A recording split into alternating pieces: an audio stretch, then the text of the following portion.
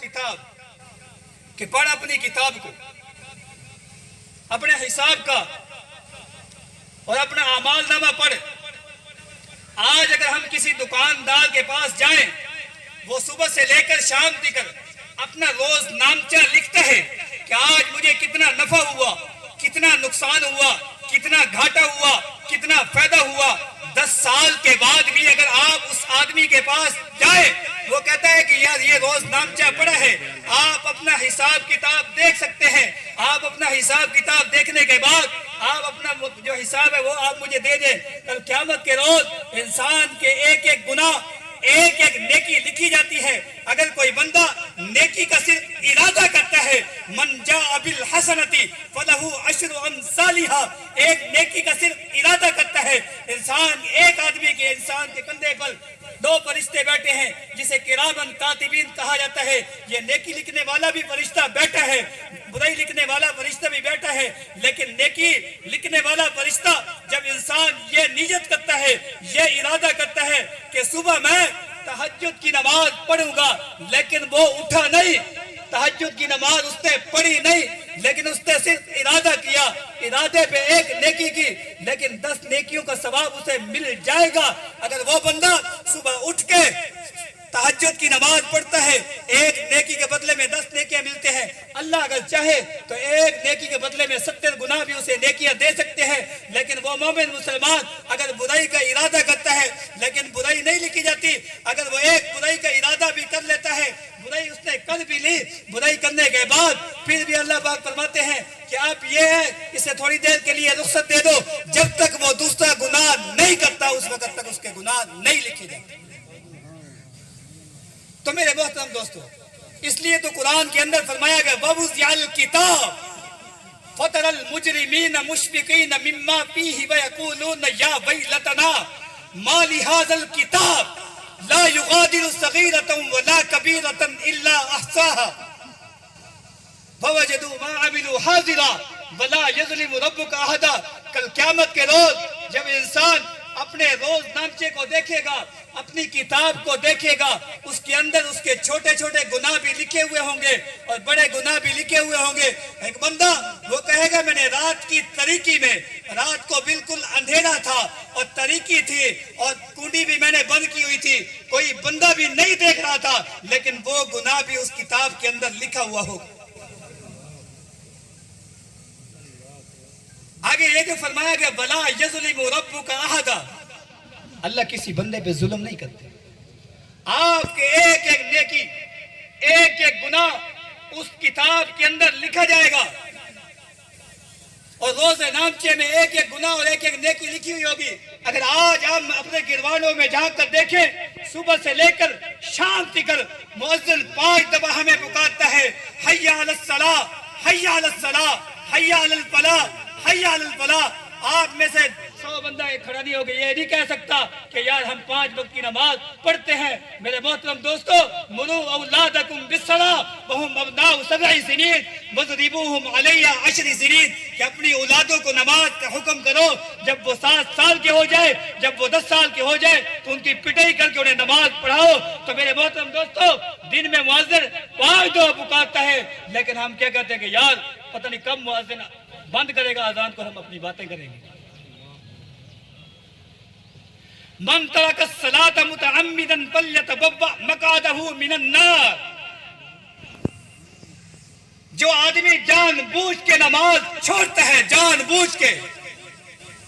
بس چاہیے کہ وہ اپنا ٹھکانہ جہنم میں بنائے۔ وہ بلال جو شروع میں بات چلی تھی نگاہ نبوت کے اثر کی، میں نے آپ کو کہا نا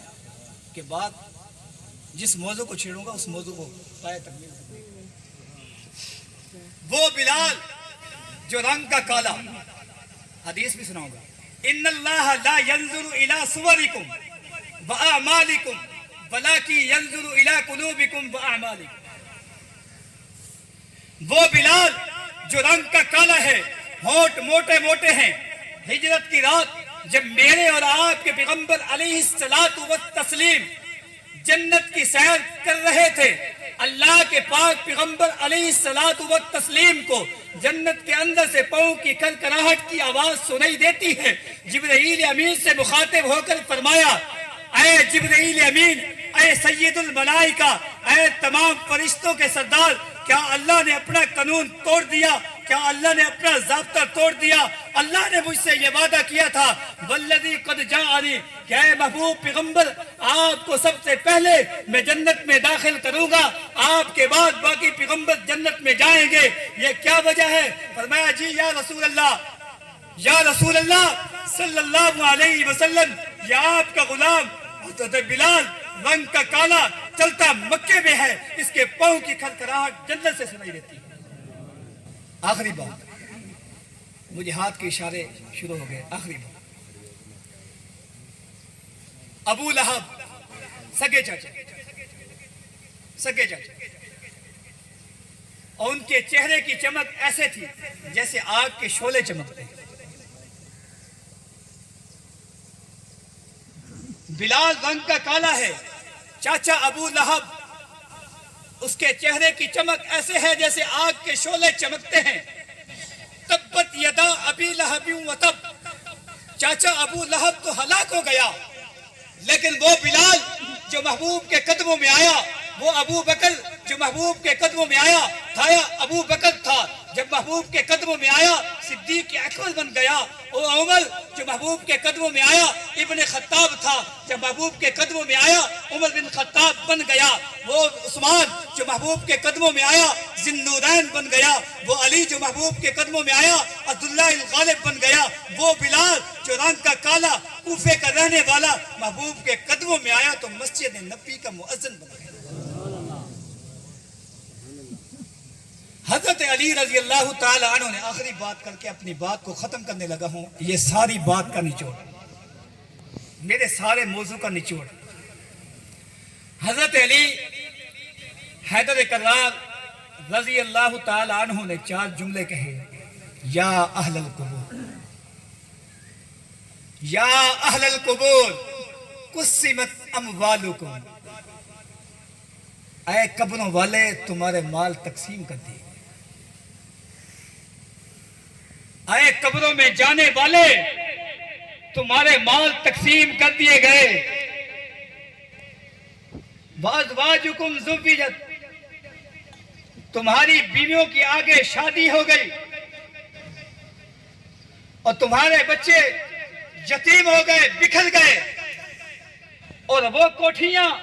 اور وہ بنگلے اور وہ کاریں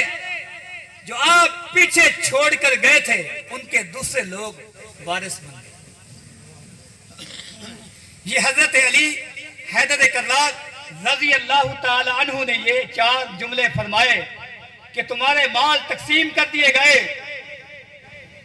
اور تمہاری بیویاں جو پیچھے چھوڑ کے گئے تھے انہوں نے آگے شادیاں کر لی، اور وہ بچے جو تم چھوڑ کے گئے تھے وہ بکھر گئے، وہ کوٹھیاں، وہ مال، وہ بنگلے، وہ کاریں جو آپ چھوڑ کے گئے تھے وہ لوگ دوسرے اس کے مالک بن گئے۔ وہ حضرت ابوبکر صدیق محبوب پیغمبر علیہ السلام کی بیوی، میری اور آپ کی اماں عفیفہ کائنات حضرت عائشہ الصدیقہ رضی اللہ تعالی عنہا نے جب حضرت ابوبکر صدیق کے زندگی کے آخری ایام تھے، حضرت ابوبکر صدیق رضی اللہ تعالی عنہ نے اپنی لخت جگر حضرت اماں عائشہ الصدیقہ رضی اللہ تعالی عنہا سے فرمایا کہ بیٹی مجھے ان پرانے کپڑوں میں کفن دے دینا، مجھے ان پرانے کپڑوں میں کفن دے دینا۔ بیٹی کہنے لگی، ابا جان کیا ہم اتنے گئے گزرے ہیں کہ ہم آپ کو پرانے کپڑوں میں کفن دیں؟ اگلے الفاظ سنیں،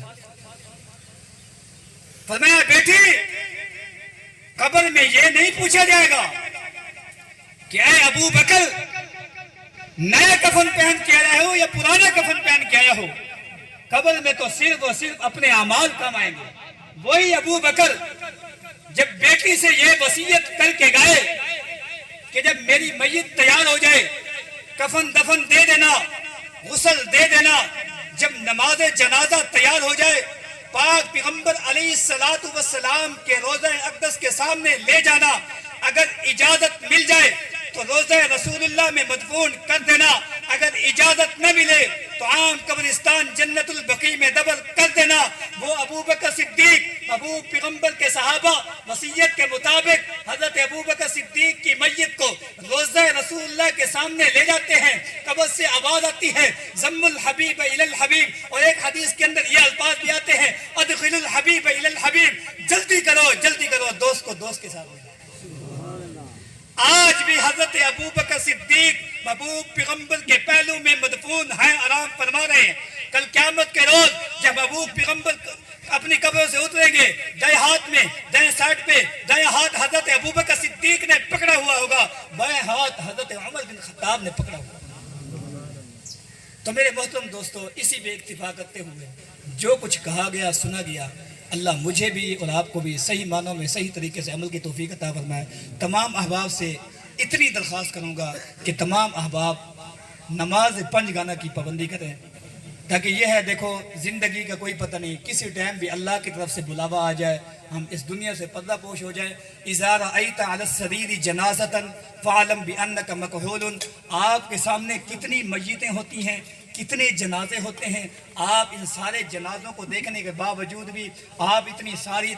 میتوں کو دیکھنے کے باوجود بھی فاعتبروا یا اولی الابصار، کہتے ہیں کہ عقل مند وہی بندہ ہے جو عبرت حاصل کرے، اور وہ عقل مند نہیں کہ جو عبرت حاصل نہ کرے۔ عقل مند صرف وہی بندہ ہوتا ہے جو ان جنازوں کو دیکھے کہ دوسرے کی میت کو کندھا دیا کر، کل آپ کی میت کو بھی کندھا دیا جائے گا۔ تو اس لیے آپ سے یہی درخواست کروں گا کہ جب اذان کا ٹائم ہو جائے، مؤذن اذان دے، آپ 5 گانا نماز پابندی کے ساتھ تکبیر اولیٰ کے ساتھ نماز کی پابندی کریں۔ سب سے پہلے آپ کی رزق کی تنگی دور ہو جائے گی، اس کے بعد آپ کو اعمال نامہ دائیں ہاتھ میں مل جائے گا، پل صراط سے آپ بجلی کی طرح سے گزر جائیں گے، آپ کے قبر کے معاملات بھی آسان ہو جائیں گے، اور جنت الفردوس میں اعلیٰ مقام بھی اللہ نصیب فرمائیں گے۔ وآخر دعوانا ان الحمدللہ رب العالمین۔